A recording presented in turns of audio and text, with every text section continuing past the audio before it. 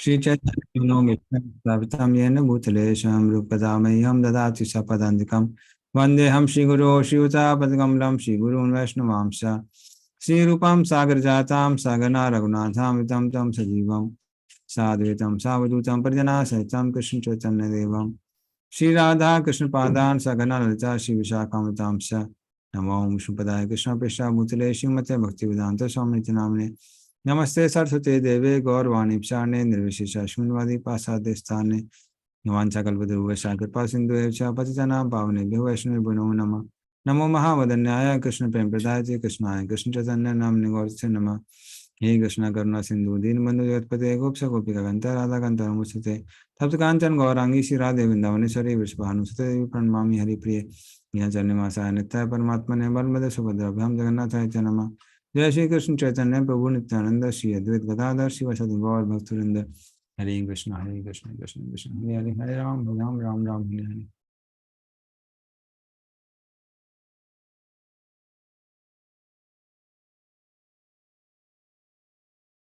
Hare Krishna. We were discussing about the meaning of this Kanishta Adhikari, Uttam Adhikari, Madhyam Adhikari. So I'll just show the PPT on that.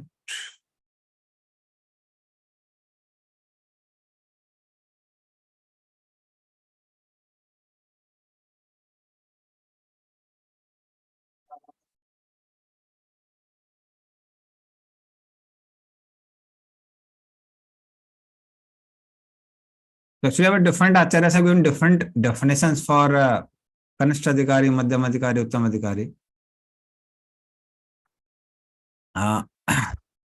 So we discussed this also when we were discussing Nectar of Instruction. So according to Bhakti Rasamrita Sindhu, Uttam Adhikari is one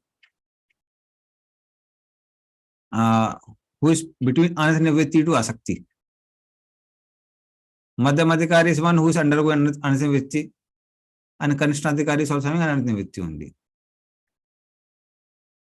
Whereas according to Nectar of Instruction, Shraddha to Anathanivritti is Kanishta Adhikari, Anathanivritti to Asakti is Madhyam Adhikari, and Bhav and Prem, 2 levels, that is Uttam Adhikari.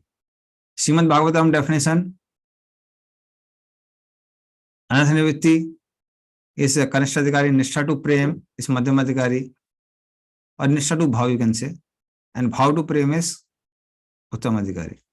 Chaitanya Charitamrita definition, Anathanivritti is Kanishta Adhikari, Madhyam Adhikari, and Anathanivritti to Asakti is Uttam Adhikari. That is in Sanatan Siksha.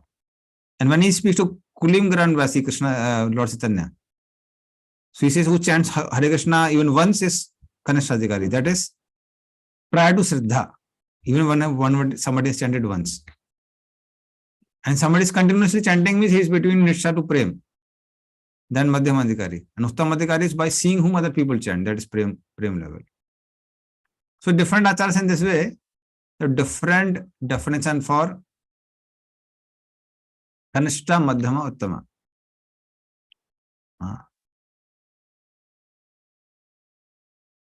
So as Krishna speaks, Chaturveda Bhajante Mam Jana Sukriti Arjuna.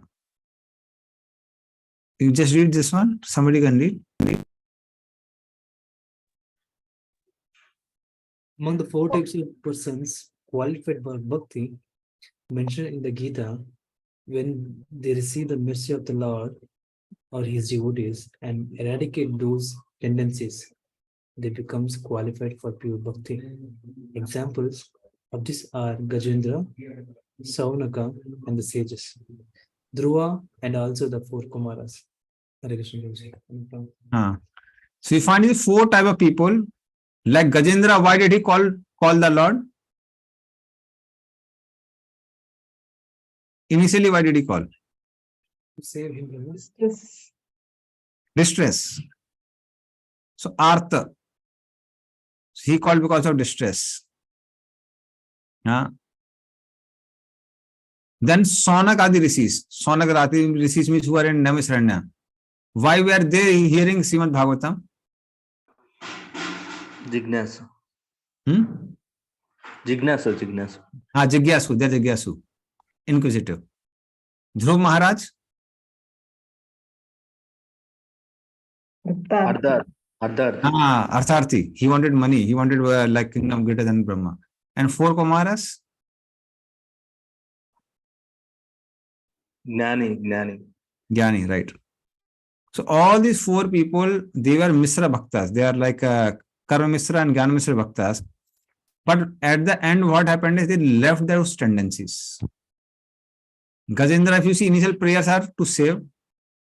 And later on, he said that, my dear Lord, please save me from cycle of birth and death and give me shelter at your lotus feet. So he asked for the shelter of the lotus feet. So he began with Artha, but he ended up in Prema Bhakti. Sonakadi rishis, they were initiative to know. They asked some questions, 6 questions to Sud Goswami. And later on, they ended up in asking about Krishna. They became pure devotees. Dhruv Maharaj wanted to kingdom greater than Brahma, but when he saw Lord Narayan, he says, I don't want anything. 4 Kumaras, self-realized souls moving around Vaikuntha. But after cursing Jai Vijay, they saw the attitude of Jai Vijay, and then they smell the tulsi leaves in the lotus feet of Lord Narayan. They also became pure devotee. So in this way, they gave up those tendencies and became pure devotee, Uttamadhikari. So then they became like practicing pure devotion service.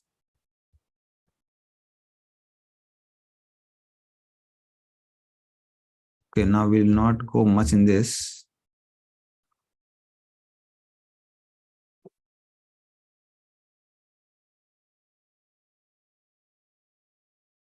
So what I'll do, I'll escape those slides. I'll see the slides which are important.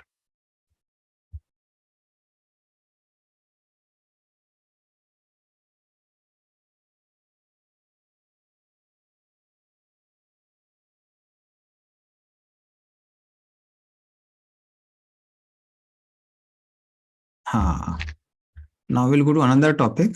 It's very important.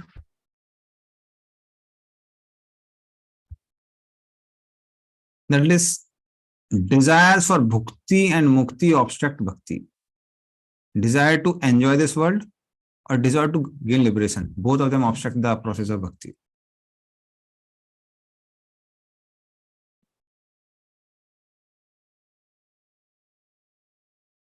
Okay.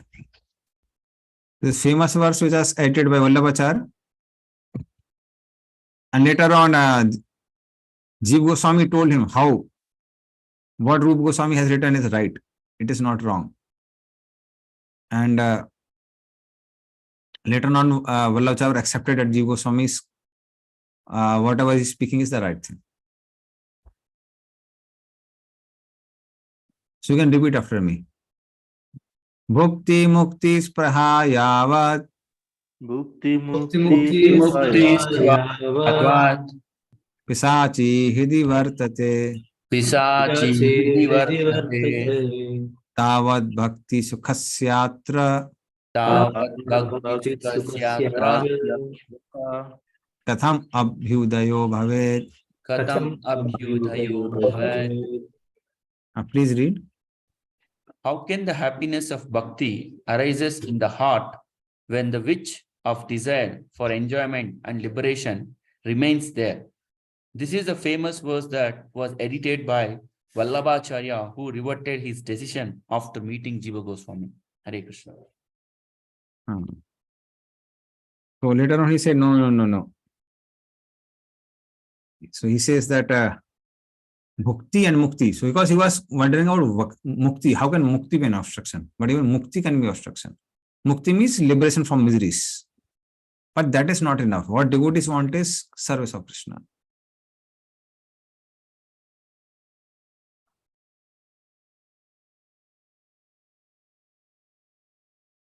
Okay.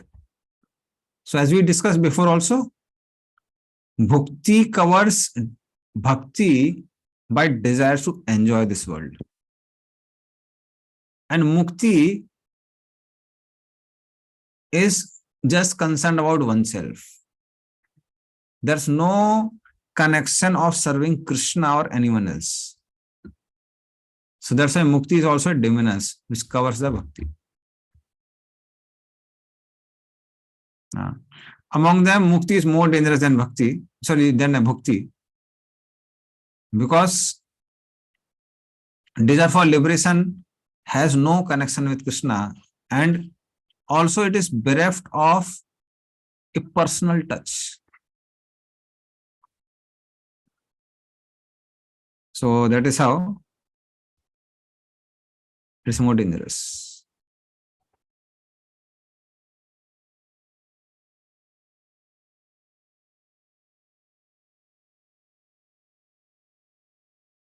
Yes, you can just read the conclusions. Therefore,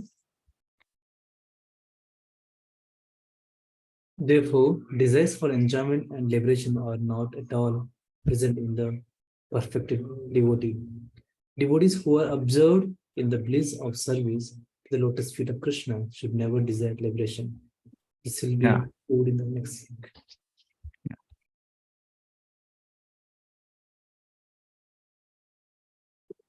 You can just read this one. This is Srimad Bhagavatam. You just read translation.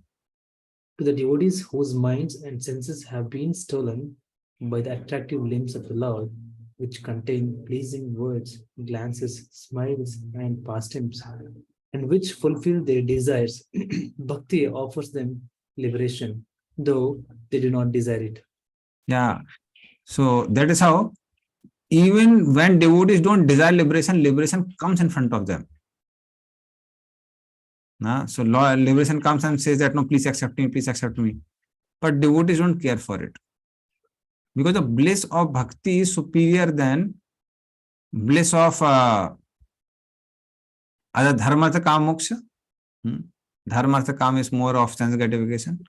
And moksha also, that is liberation. So there are a lot of quotes for that, but I will not go in those quotes. So a lot of quotes are there.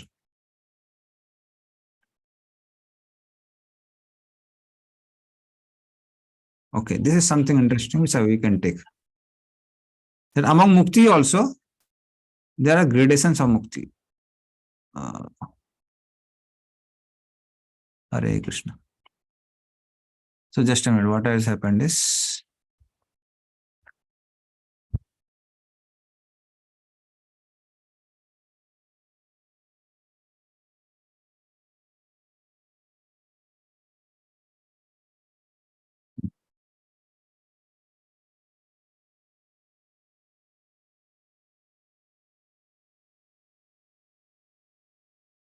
there are 4 types of mukti, and there are gradations in those type of mukti.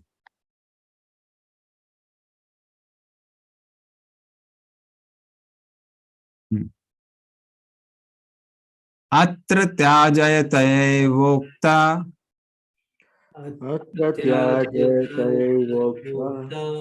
mukti panchavidha pichet salokyadis tathapi atra Salukyadis tatapi tatra bhaktya anati viruddhyate. bhakyanati viruddhate. Please read. So the 5 types of mukti have been described as worthy of rejection. Salokya, Sharshri, Samipya, and Sarukti are not so contradictory to bhakti. Yeah. So there are 5 types of mukti. One is sayujya. Sayujya means being merging in the effulgence of Krishna. That is not at all accepted by the devotees. But then there are other 4. Salokya, staying in the same lok, same planet of the Lord. Sarishti, having the same opulences like the Lord. Samipya means being very close associate of the Lord. And Sarupya means having the form like the Lord. Like in Vaikuntha, all the Vaikuntha-vasis have Sarupya. They have 400 form like Narayan. So they are not contradictory to bhakti. No.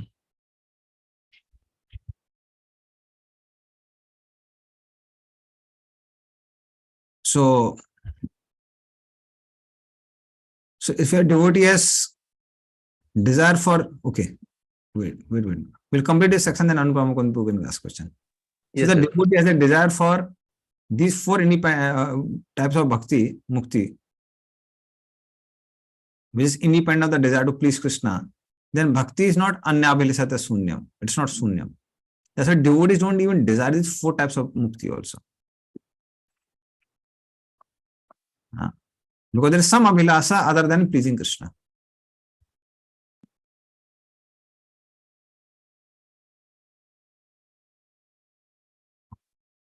So,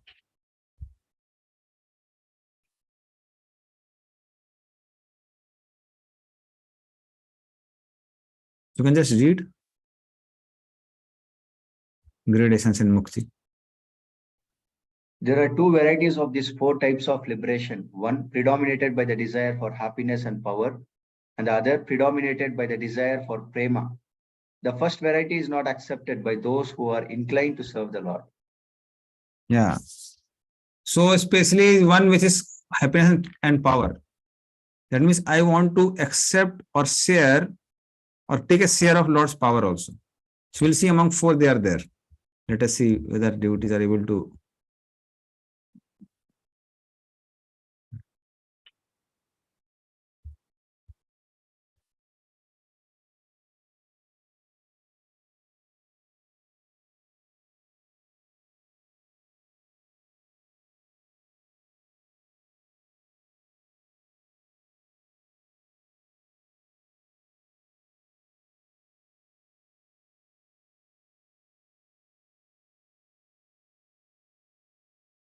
Okay. So, before I tell about these four types of muktis, you can just read what Prabhupada speaks on about it. Read these points.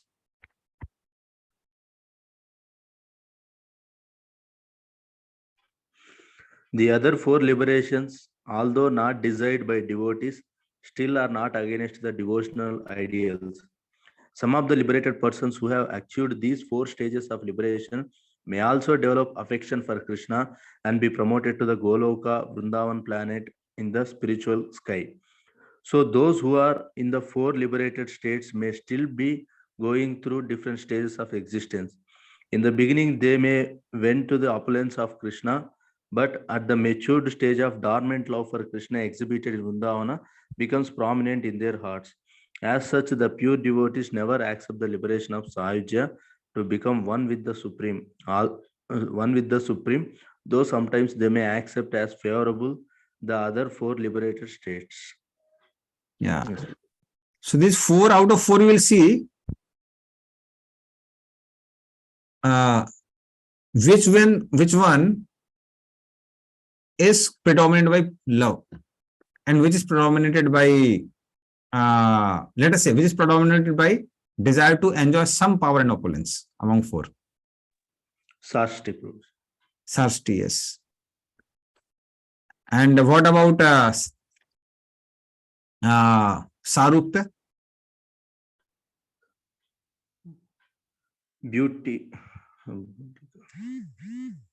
Yeah, beauty that also looks like that. Salokya staying in the same planet. That I don't think so much. But Samipya is predominated by love. It's more predominated by love. But when it comes to the Vrindavan pastimes, so in Vrindavan, devotees, if Krishna wants them to be close to them, they'll be, otherwise not be there. So they have no personal consideration. The only desire is to please Krishna. Whatever pleases Krishna, they will do that. That's why Vrindavan mood is more superior.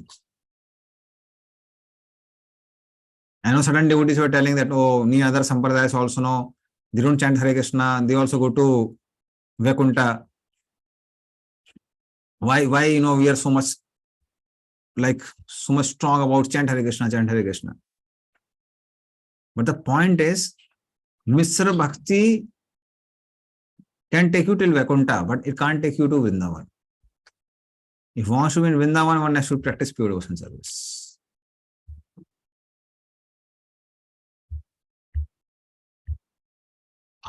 But even among Prema Bhaktas, devotee of Krishna is the best. Please read this. Okay, you can repeat after me this beautiful verse. Tatrapi nam sreshta Atrapi ekantinam sreshta Govinda hitamanasa Govinda Manasa Yesam Srisa Prasadopi Yesham Srisha Prasadopi Manohartum na saknuyat. Manohartum na Saknuyat. Please read the translation.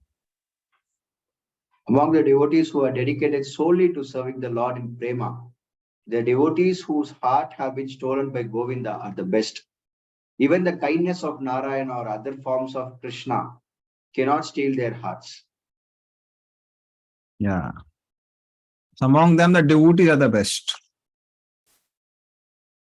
This is more given in actually now currently we are covering chapter number 4. So chapter number 4 and 5. That's how devotees are the best among all sort of worshippers of Krishna. Okay, I'll not go through all there are many other quotes.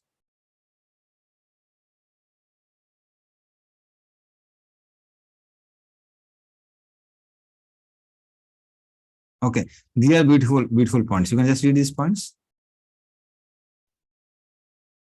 The queens, other than the principal 8 queens who were satisfied with their relationship with Krishna, describe the supreme attractiveness of Krishna's form during the pilgrimage of Kurukshetra. O saintly woman, we do not desire domination over the earth. The sovereignty of the King of Heaven, unlimited facility for enjoyment, mystic power, the position of Lord Brahma, immortality, or even attainment of the kingdom of God. We simply desire to carry on our heads the glorious dust of Lord Krishna's feet, enriched by the fragrance of kumkuma from his consort's bosom.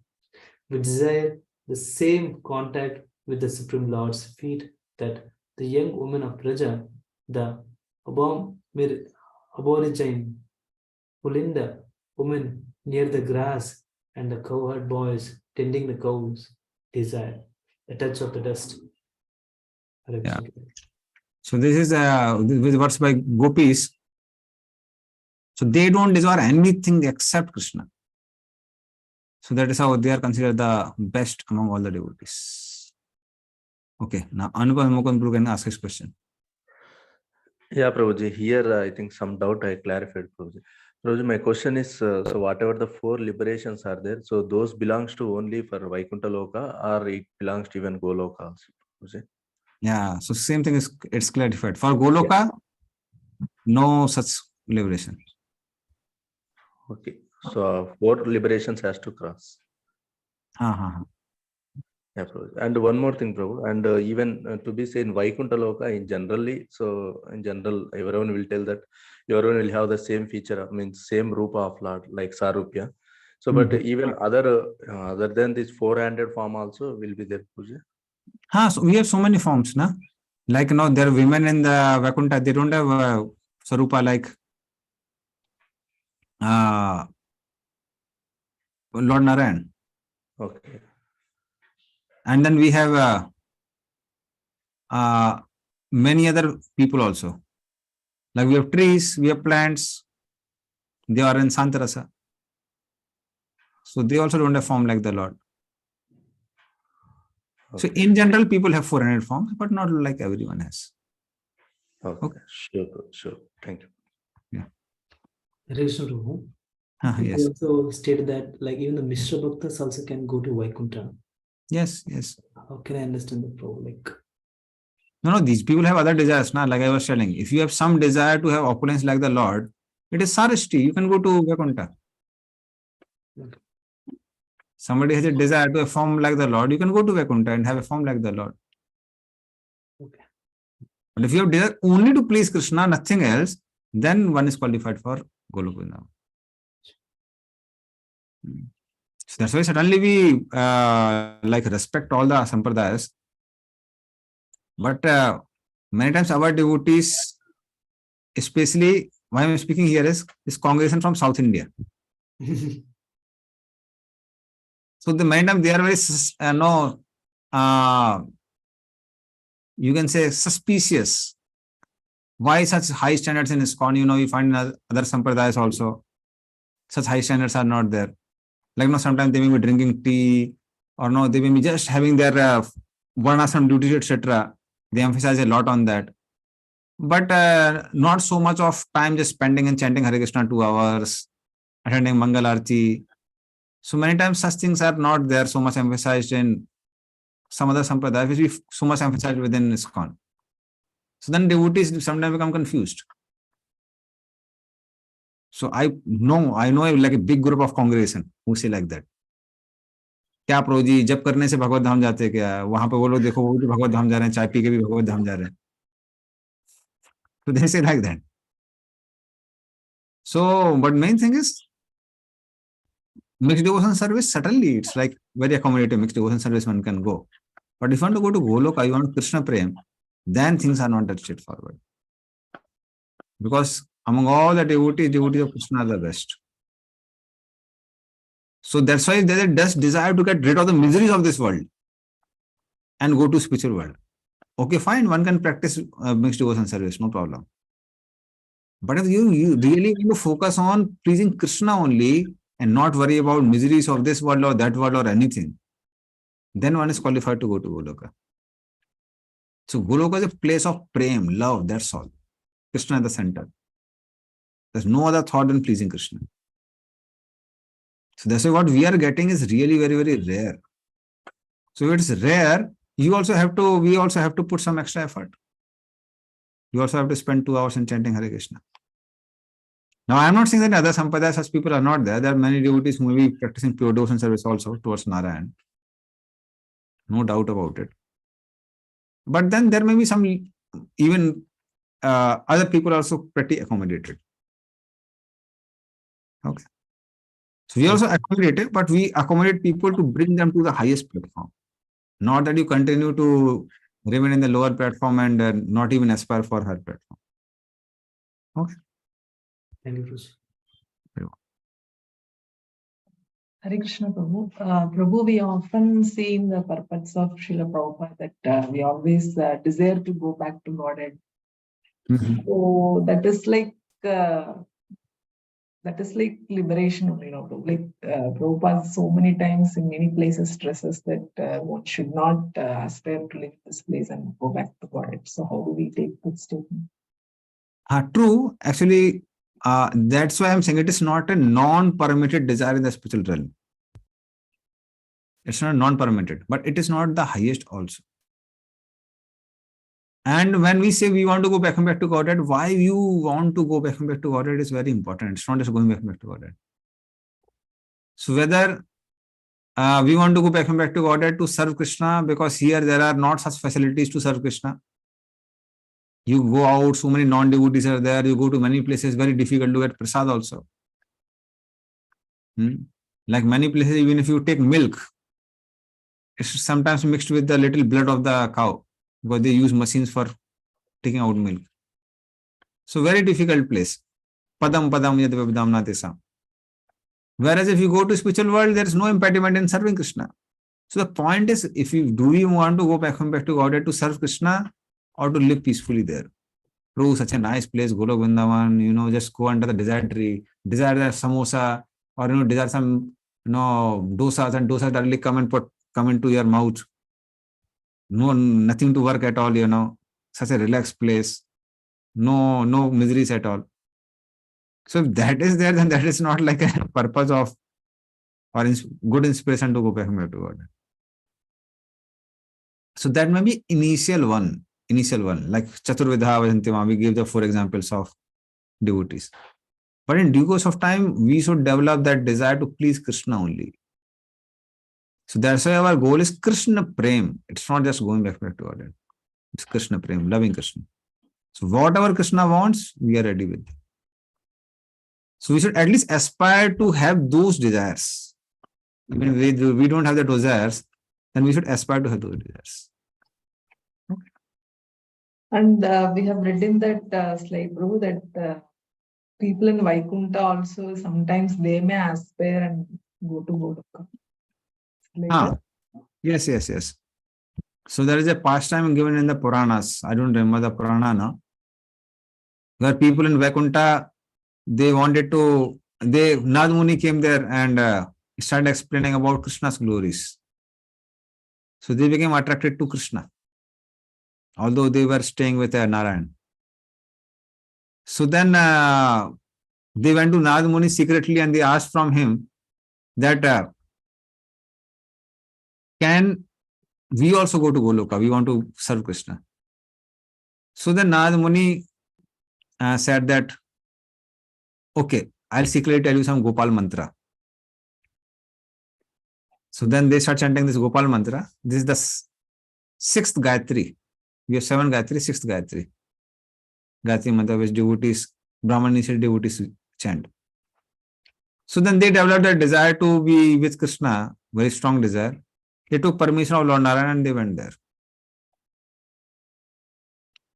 So one of the sannyasis, when he was speaking this pastime, so some devotee said that, Maharaj, what if husband and wife, if their husband goes, then there will be divorce in Vaikuntha. So then Maharaj said, no, no. Because in spiritual realm, we can expand also. So there are no material impediments in the spiritual world. So not that they will have divorce. There are no divorce in spiritual world. Okay. Krishna Bhaktas, we say, means they have this liberation, they want to, not a sense gratification, but they have the desire to be with Lord, something like that. Because once we have sense gratification, we will not be able to go back. Yeah. See, both things. When we say bhukti means sense gratification. And mukti means desire to get rid of miseries of this world. That's called mukti. So then both of them, when they're mixed, they are called mixed devotion service. Either enjoy in this world or get rid of miseries of this world. Okay. Yeah. Fine. These are quotes by Prabhupada. Please read them. Out of many kinds of devotees of the Supreme Personality of Godhead, the one who is attracted to the original form of the Lord Krishna in Vrindavana is considered to be the foremost first-class devotee. Such a devotee is never attracted by the opulences of Vaikunta or even of Dwaraka, the royal city where Krishna ruled. The conclusion of Sri Rupa Goswami is that the devotees who are attracted by the pastimes of the Lord in Gokula or Vrindavana are the topmost devotees. Hare Krishna. So among all the devotees, Vrindavan devotees are the best.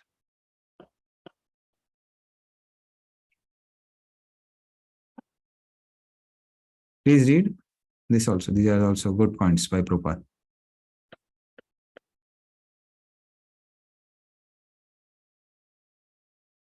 A devotee who is attached to a particular form of the Lord does not wish to redirect his devotion to other forms.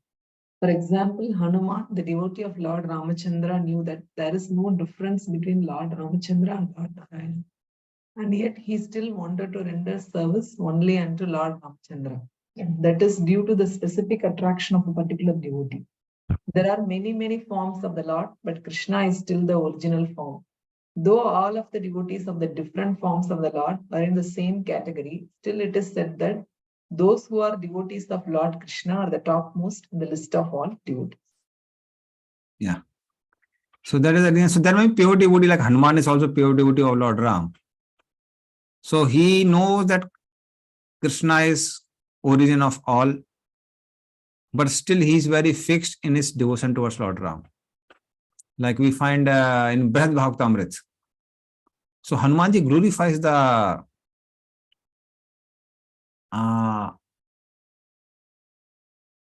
Pandavas, yes. He glorifies the Pandavas. The Lord always stays with them. But still, he is very much attached to his worship to Lord. And pure devotee there also. But why? Because Krishna's form is the most superior one, most attractive, most personal. That's why devotees of Vrindavan are also called the topmost.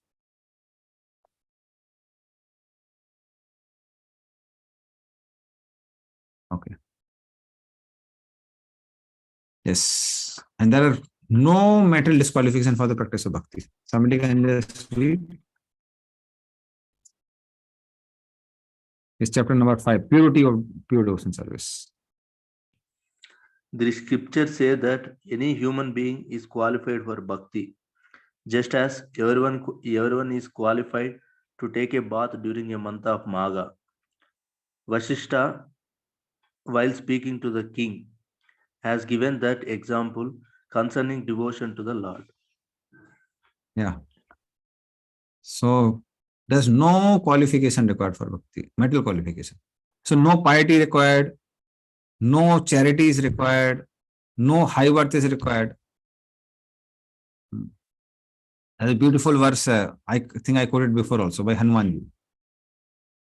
Na janmanunam mahato na saubhagam na va na buddhir na kritisto se hetu yanopi visishta napino vanokasas chakara sakke bata lakshmanagrajaha. So, O Lakshmanagrajaha, elder brother of Lakshman, Lord Ram, na janmanunam, you are not pleased by high births.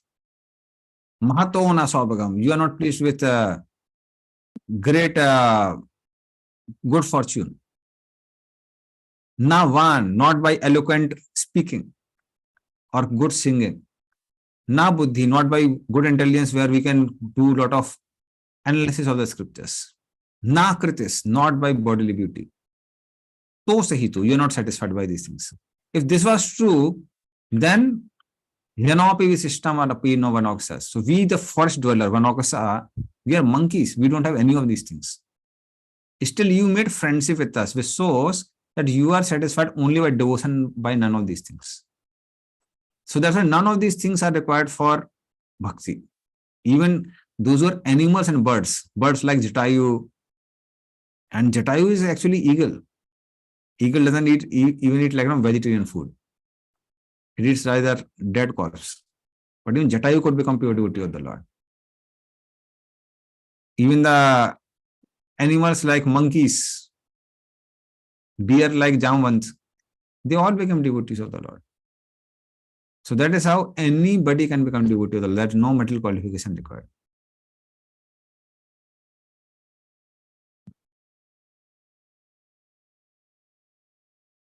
Yeah, please read.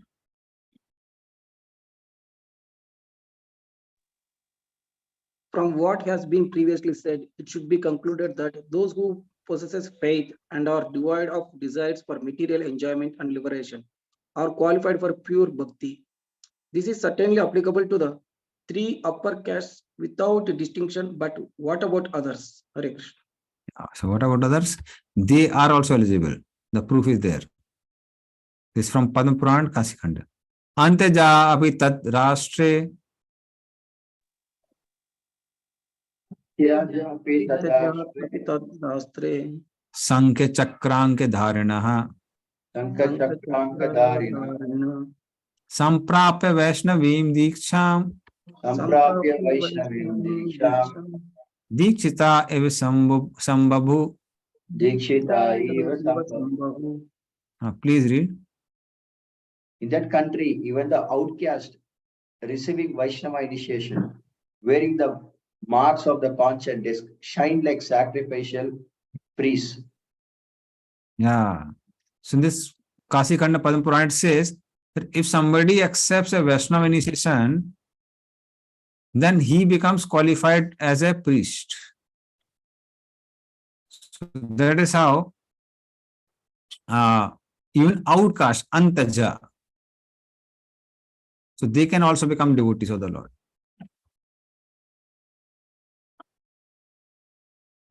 They are like, yes. Please read these points by Prabhupada. This is all from the Nectar of Devotion. Yes. In the Middle Ages, after the disappearance of Lord Chaitanya's great associate Lord Nityananda, a class of priestly person claimed to be the descendants of Nityananda, calling themselves the Goswami caste. They further claim that the practice and spreading of devotional service belonged only to their particular class, which was known as Nityananda Vamsha. In this way, they exercised their artificial power for some time until Srila Bhaktisiddhanta Saraswati Thakur, the powerful Acharya of Gaudiya Vaishnava Sampradaya, completely smashed their idea. There was a great hard struggle for some time, but it has turned out successfully, and it is now correctly and practically established that devotional service is not restricted to a particular class of men. Besides that, anyone who is engaged in devotional service is already at the status of being a high-class Brahmana. So Srila Bhaktisiddhanta Saraswati Thakur's struggle for this movement has come out successful. Yeah. So those who are engaged in devotion service are high class Brahmanas.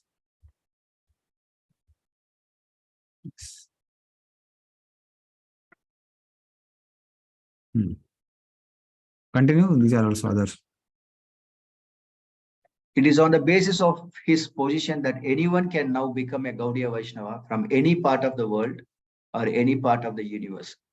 Anyone who is a pure Vaishnava is situated transcendentally, and therefore the highest qualification in the material world, namely to be on the mode of goodness, has already been achieved by such a person.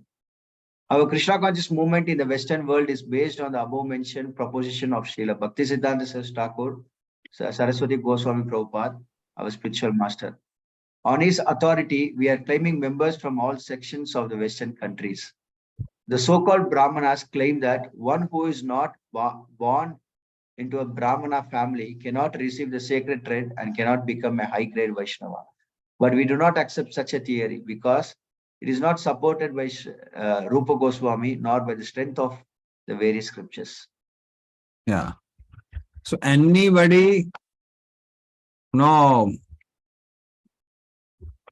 can accept and get trained under a pure devotee is qualified to become devotee and better than a Brahmana.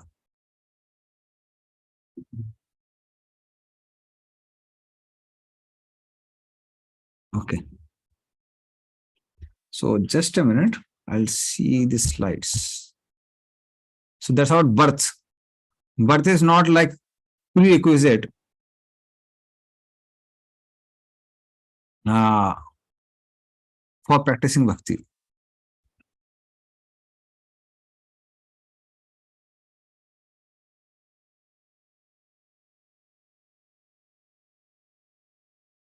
Okay.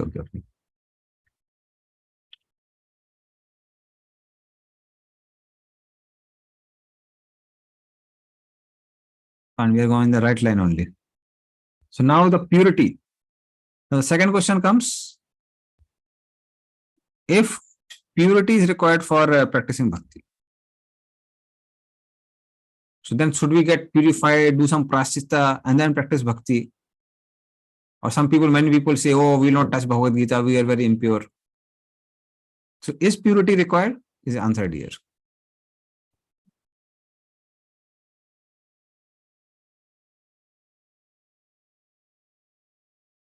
It has been already established that bhakti should be without any desire. So it has also been shown that all humans, regardless of social position, are qualified for this type of bhakti. But then everybody is qualified for bhakti, then they will neglect varnashram duties. Is that not sinful?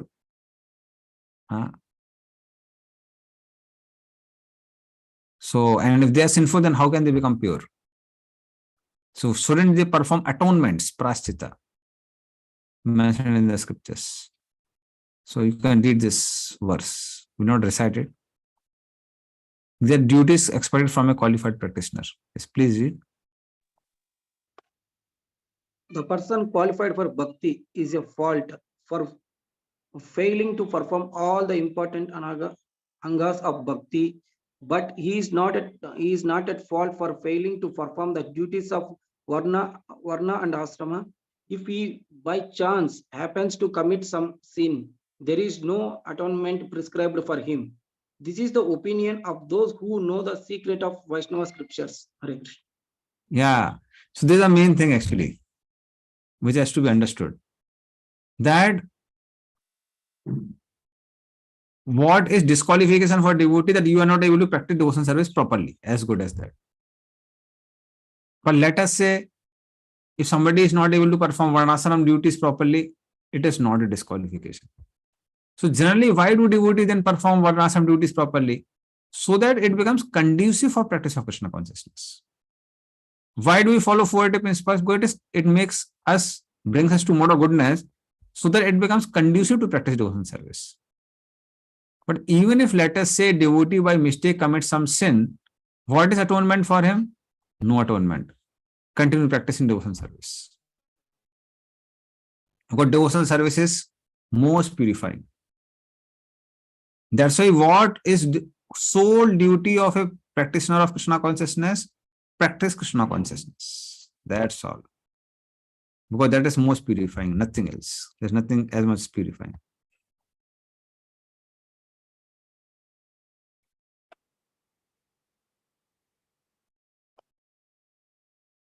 Please read.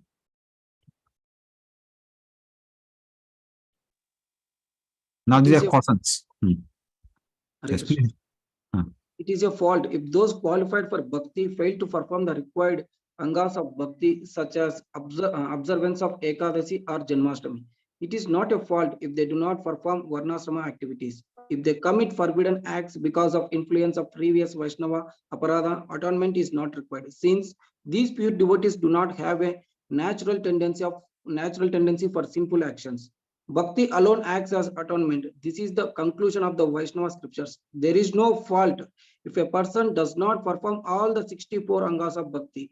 The essential angas are the first 20 and the last 5 are chanting, hearing, Bhagavatam association with the devotees, living in a holy place, and deity worship. Hare Krishna. Yeah. So if one is able to chant Hare Krishna, hear Bhagavatam, associate with devotees, live in holy places, perform deity worship. Now devotees may be having some lamination, that is also deities. So if we are able to do all these 5 angas, then there is no problem. No atonement is required. So, but we should try to observe Ekadasi, Janmashtami, all these things. So if we are not able to practice the angas of bhakti properly, then it is really a matter of concern. But it is not a matter of concern if somebody is not able to follow Varnasam activities properly, or one is not able to get rid of certain sinful tendencies. They will go away in due course of time. They will go away in due course of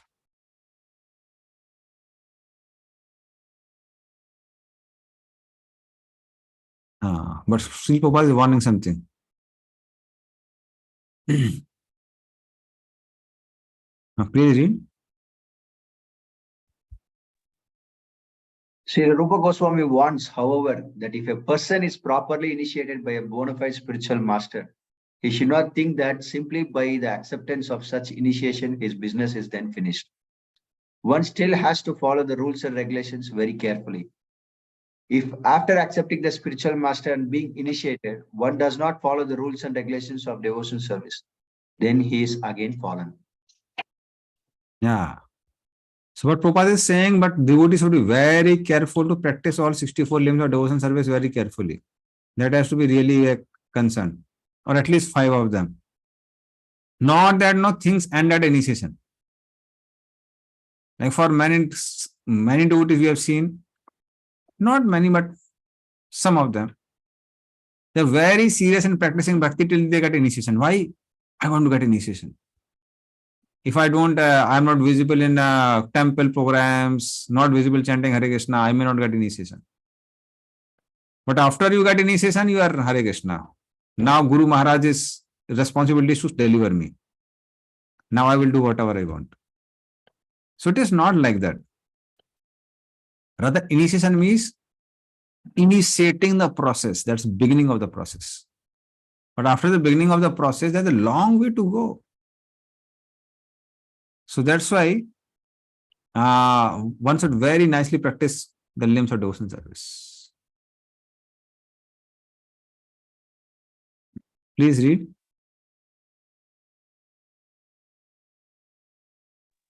One must be very One must be very vigilant to remember that he is part and parcel of the transcendental body of Krishna, and that is his duty as part and parcel to give service to the whole or Krishna. If we do not render service to Krishna, then again we fall down. In other words, simply becoming initiated does not elevate one to the position of a high-class Brahmana. One also has to discharge their duties and follow the regulatory principles very rigidly. Yeah. So one has to discharge the duties and very rigidly. It's like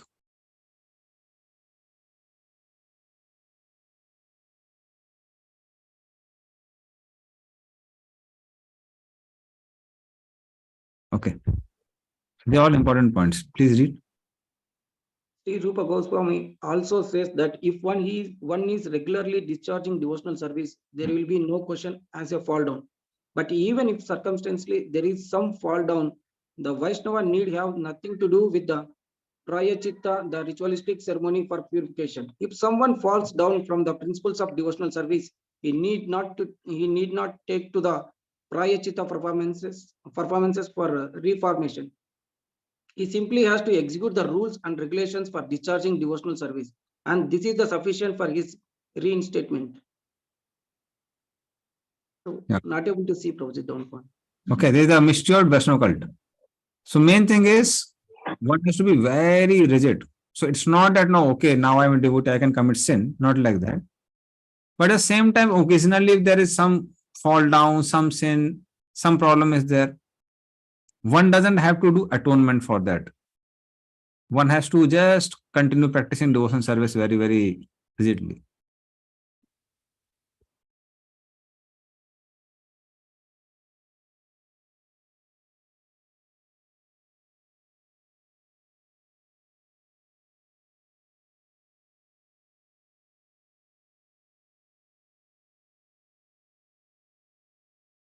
Okay, so I'll just explain that. We don't not go through the details of the slide.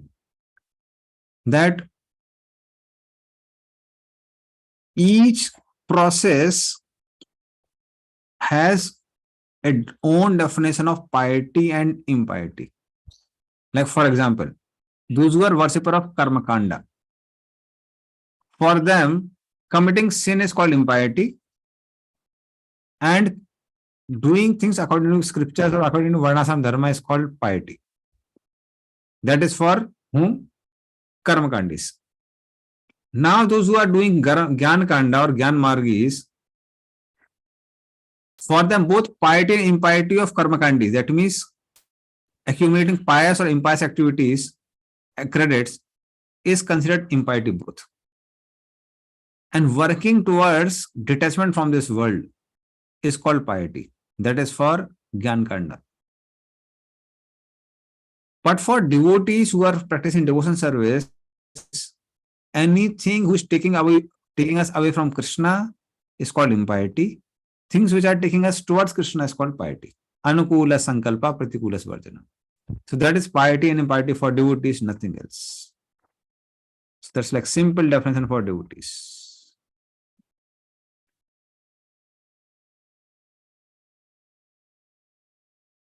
Please read this point by Prabhupada. Practically, there are three processes for elevating one of the platform. 1 second. Not the platform of spiritual consciousness.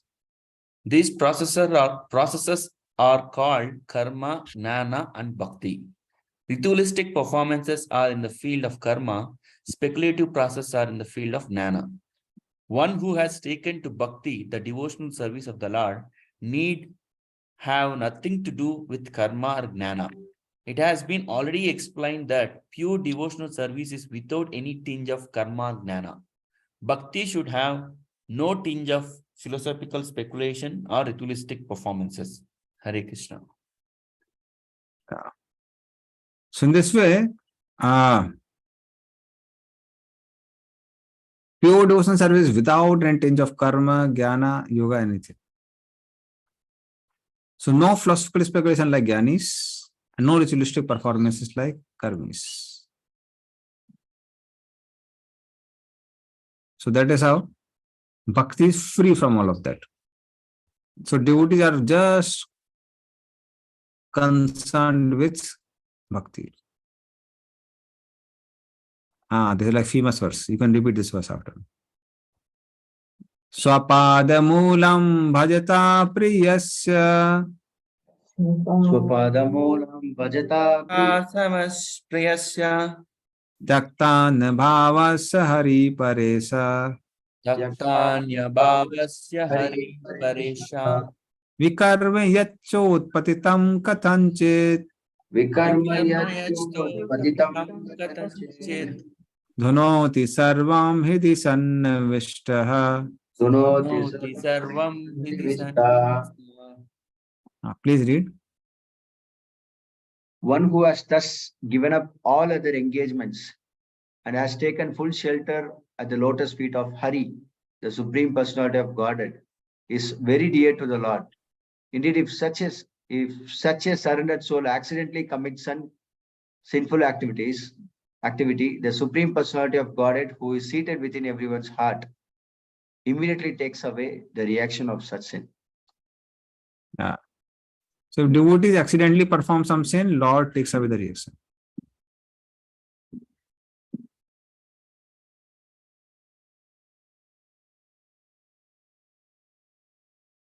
So for devotees, Gyan and Vairagya is not required. That is explained in this verse.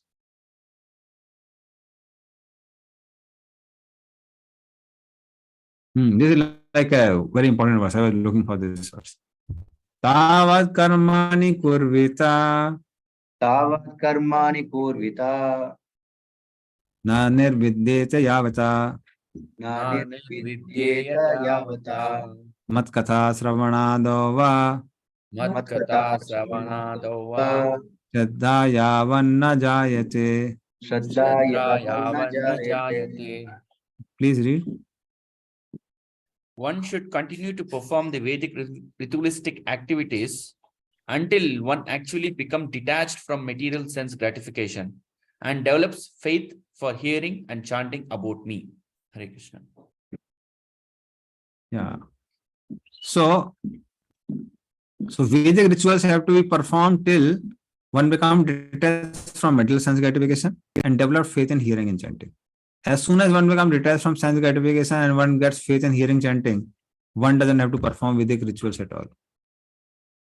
So after the devotees, even if they do perform Vedic rituals, that means basically karma kand rituals, etc. That may be out of duty, but they are not obliged to do that.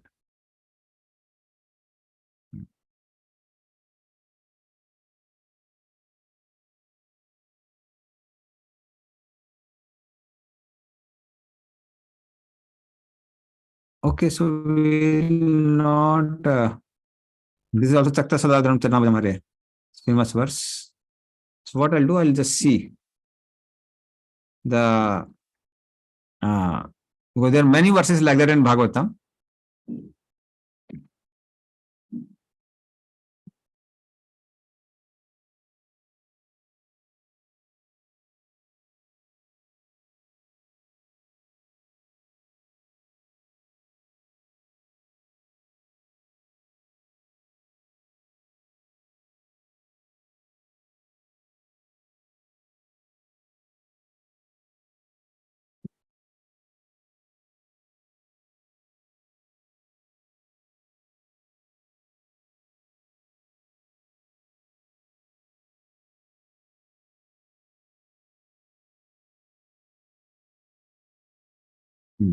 This famous verse, you can repeat after me.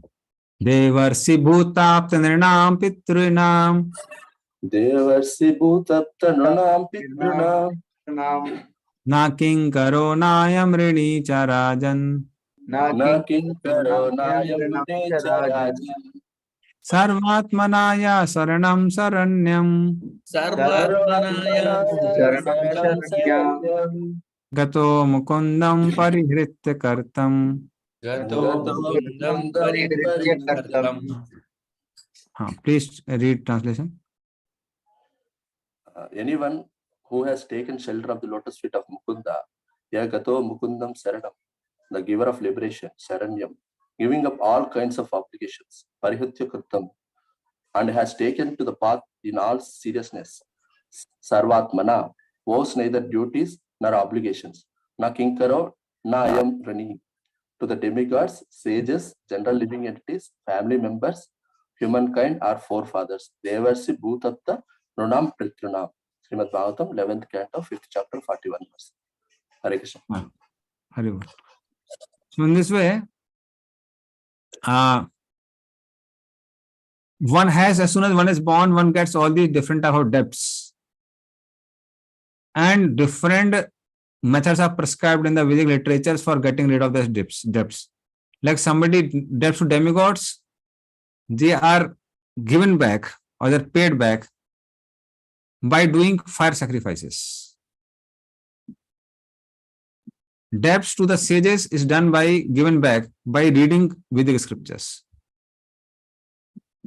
Debts to the general living entities and family members, you can say, is done by doing good guest reception. By receiving guests, nice. So this is for family members and humankind. Yeah. For general living entities, the debt is given back by like maintaining them, taking care of them. Like people feed the dogs, etc. And give the grass to the cow. So that is how, by sharing or serving them, one gets rid of that. And by respecting them also. And one gets rid of the debt towards the humankind of forefathers by doing pindadan as well as producing good offsprings. Garbhadhan samskar. So by both the things. So in this way, one gets rid of that. But for somebody who is sitting in center of Krishna's lotus feet, there is no obligation as such. But one should be serious about it. That's all.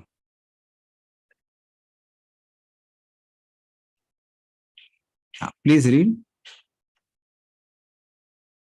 Giving up all obligations, parihatya kartam, here means that the devotee rejects the distractions of one's attention caused by thinking that Indra or Chandra must be worshipped.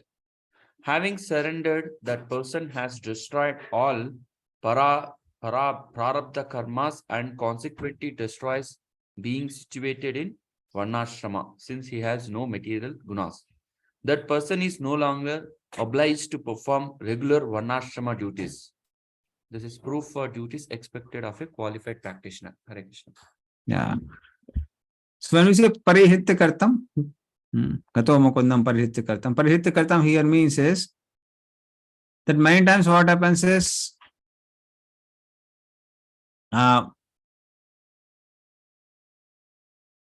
there may be certain influences of the demigods and different planets which may trouble us. So then those things which are parallel to practice of Krishna consciousness can be done. But things which need exclusive attention to attract the attention of the demigods, that need not be done by the devotees. Because that takes away our attention away from Krishna. Because as soon as one practices devotion service, what happens is, as we discussed before also, slowly all karmas disappear. So I gave the example, if you remember the example of a tree whose root is cut. Similarly, as soon as we exclusively worship Krishna only, no one else, in the sense we respect demigods, but we don't worship them separately, then one is no more bound by law of karma. But like even when the tree is like the roots are cut, it takes time for the leaves, branches, twigs to dry up. Similarly, we may have to suffer some portion of the remaining karmas, residual karmas, but we are no more in the cycle of karma. That is not there. So that is why this person is no more obliged. No more obligations. Yes, Vaishnavi Mataji. Prabhu, we saw in the last chapter that prarabdha karmas and all will be destroyed only in the stage of nishta, like when we Yeah. So what about others, Prabhu, like we are not in that state. So we also are not obliged to or do all these varnashrama, I mean, ritualistic activities are. Yeah. So why we are not obliged? I gave the example of an uprooted tree. The tree whose root is cut. So because tree is not getting any more nourishment from the soil, so then although it may seem that the twigs, branches are not yet dried up, so then one needs nourishment, tree needs nourishment. No. So tree is not obliged. So similarly for us also, whatever residual karmas are there that we may have be suffering now, they will slowly go away. But we don't have to make any extra effort for getting rid of these karmas. That is not required. So that's why for devotees, all these things are not separately required. Although, for important things, Prabhupada sometimes said that you may take shelter of the astrological calculations. But in that also, if there are some solutions which are given, which distract us away from Krishna, so then we don't have to do that. Like one astrologer told me, I have one good, my mother is in contact with good astrologer. So he doesn't give like any solutions in which we have to distract our attention from Lord Vishnu. So you are telling me worship people tree. So then I asked my other senior devotees, should I do that? Because mother is like really forcing me. So then they said it is a part of 64 limbs of devotion service. You can do that. Or let us say they say that no, you give charity to some poor people, then you can give them prasad, no problem. So such things can be done, but we have to be careful not to do those things which take our attention away from Krishna. Because remembering Vishnu is like remembering Krishna is very important for devotees. Okay. Also, we discussed that the depths to the sages, demigods, all such things. So if we are not completely surrendered. So what about that case? Like one who is completely 100% surrendered. So that is different case. But what about the intermediate?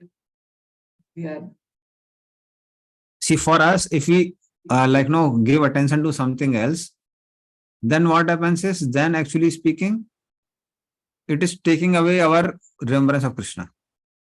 So that becomes an impediment. It's called an impediment.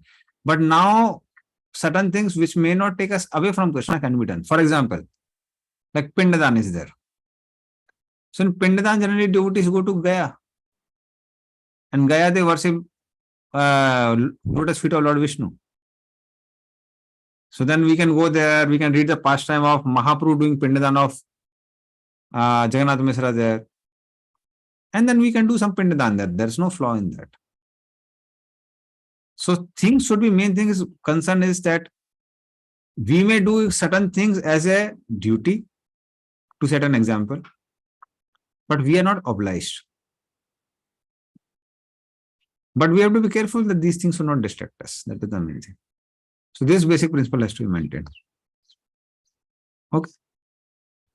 See, when we say surrendered means only Krishna. That is surrender. That's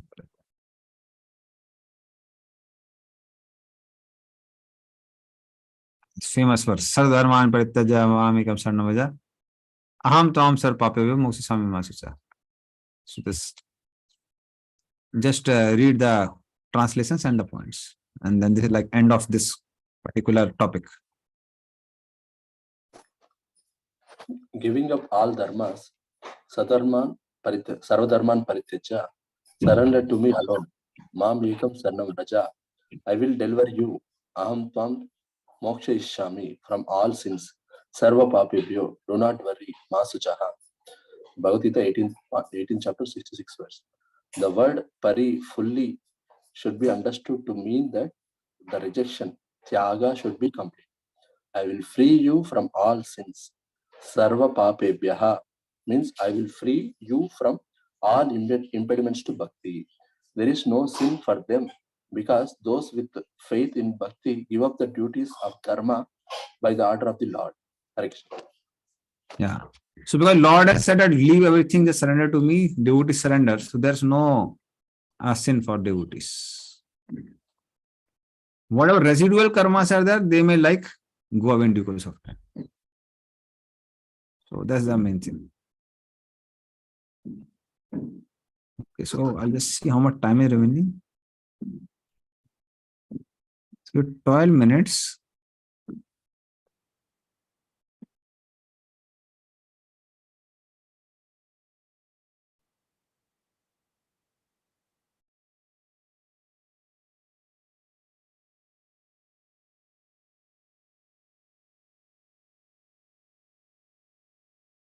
So what we will do is, I will not go further. Devotees have some questions they can ask, otherwise we will end here. Because it's in the next section from the next verse.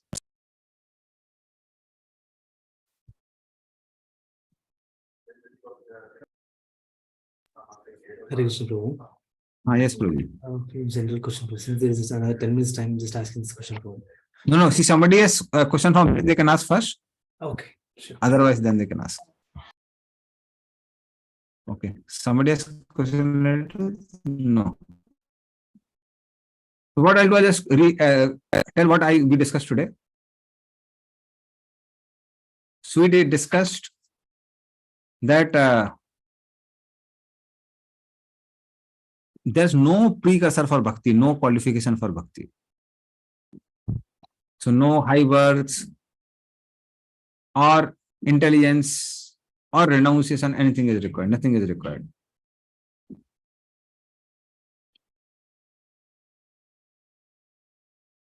But at the same time, so that is how there's no qualification.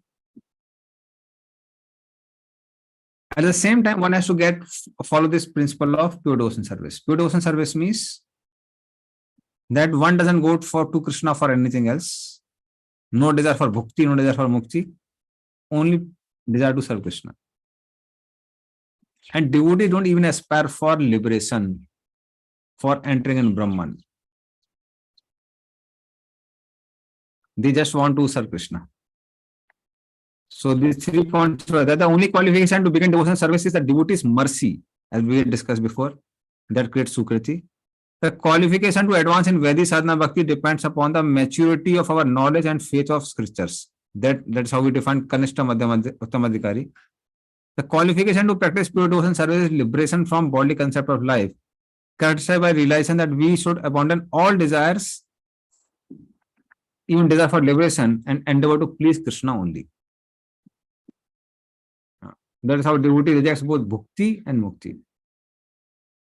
And then we discuss how devotion service surpasses even liberation, getting rid of Brahman. So that is why Prithu Maharaj asked for millions of tongues to hear, to chant the holy names, millions of ears to hear, because he was getting such a ecstasy. Bharat Maharaj said that I don't want material comforts, I just want your pure devotion service. Lord Shiva said, Narayan para sarve nakotastan vibhati sarga pe varga narkesu apistalla darsina. The devotees are not fearful of or they are not concerned with whether they are in Swarga, heavenly planets, they are in hell, or they are aspiring for, or they are in liberated state. They just want service of Krishna. And then when we discuss about purity of devotion service, how it is not dependent on birth, it is not dependent on purity or any prasthita, it's not dependent on varnasram only. So the conclusion is inspiring. Bhakti yoga is totally independent and self-sufficient. No material impediments would discourage us from the path of surrender. Now you can ask a question. Thank you, Prabhuji. Prabhuji was asking when Chaitanya Mahaprabhu came and after that Shad Goswami has come. Then after again there's a huge time difference. And again Jagannath Babaji Maharaj came, then again huge time again, then Bhaktivinoda Thakur. like this, what happened to, like, what was the history? Like many sahajas came, and even the paramparas was deviate. Again, Bhaktisiddhanta Saraswati Thakur today, as he told, again he brought in the right way. So what happened to, what was the history? I just want to know that from you. Actually, what had happened is there were many branches after Rupa Goswami and Sanatan Goswami and Gopal Guru Goswami and many other devotees. So Mahaprabhu had given a lot of different actually even padditis. We generally don't go in all the details of all these things to different devotees. But what has happened down the line is these padditis also need some qualification. Many of these padditis. But then unqualified people were given those padditis. That is the problem. Like for example, this many people, they are told that no, this is your sarupa in the spiritual world, and then you should practice all these important limbs of devotion service in Raghavanaga Marg. But point is that is possible only when we learn it further in NOD. That is like no, one should be at least on the level of nishtha. No anartha should be there in the heart. So if we ask ourselves that there is no lust, no envy, no greed, no anger, no illusion, then one can take to all these processes. So when unqualified people take to these processes, what happens is that they don't have any engagement many times. So then they end up in doing sinful activities in the name of devotion service. So then they become much more degraded.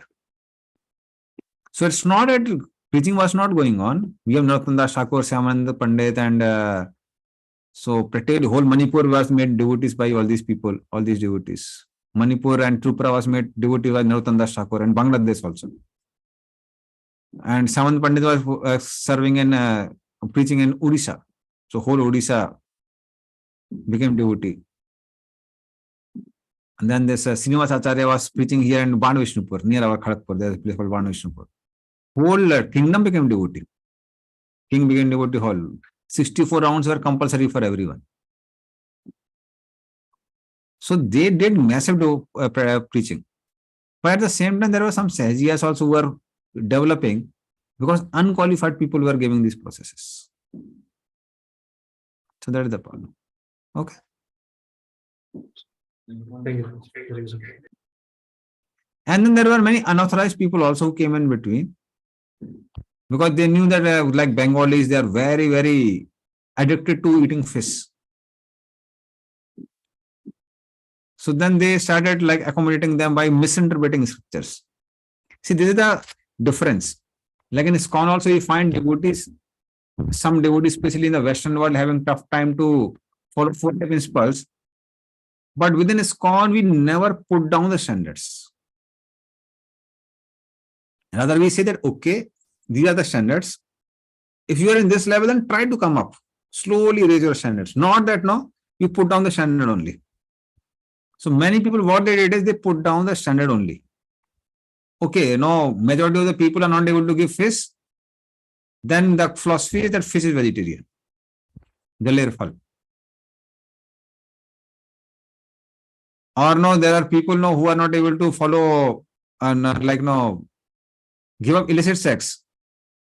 So then they start misinterpreting the words of Mahaprabhu. What is that? A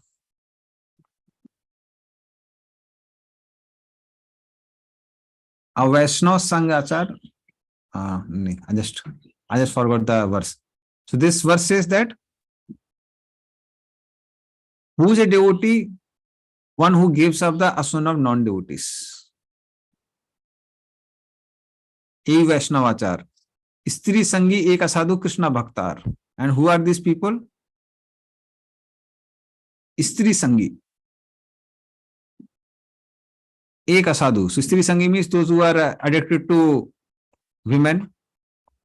Asadhu, those who don't follow any, or those who are impious people. And Krishna Abhakta, one who doesn't have devotion. They may be following piety and they may be very pious people, but they're materialistic people. A Vaishnava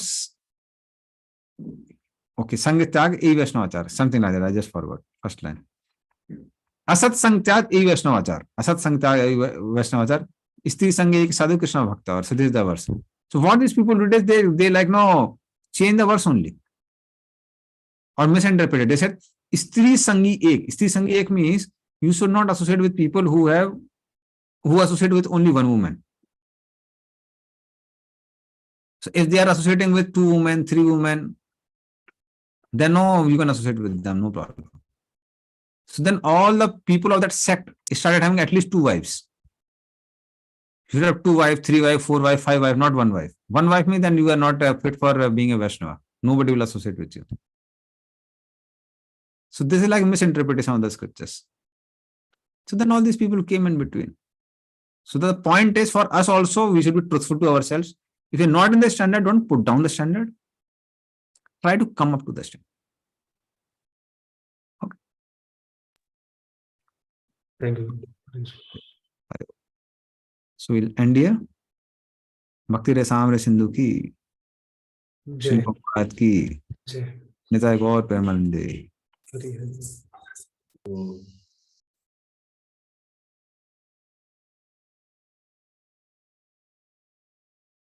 Hare Krishna. Hare Krishna.